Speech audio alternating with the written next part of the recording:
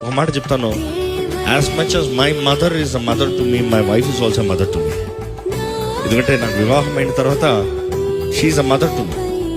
And ఒక తల్లిని ఒక భర్త చూడగలిగినప్పుడు, ఒక పురుషుడు చూడగలిగినప్పుడు హీ విల్ బి కంఫర్టెడ్. ఈరోజు చాలామంది ఆ కంఫర్ట్ చూడరు.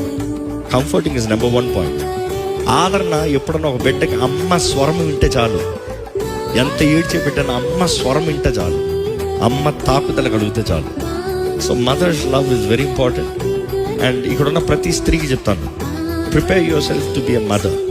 నాకు గర్భం లేదంటే గర్భం ఇచ్చేది తెరిచేది దేవుడు, కానీ సిద్ధపడాల్సింది మీరు. అదే సమయంలో వివాహం కానీ పురుషులు చెప్తాను, ఒక స్త్రీని చూసేటప్పుడు see if she is a mother person, motherly person. తనలో తల్లి స్వభావం ఉందా చూడాలి.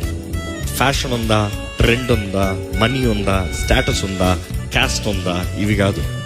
తన తల్లి కొంటానే తగ్గుతుందా, తన తల్లి కొంటానే తగ్గకపోతే నీ భార్య కొంటానే తగ్గదు. Simple. So prepare for what is best.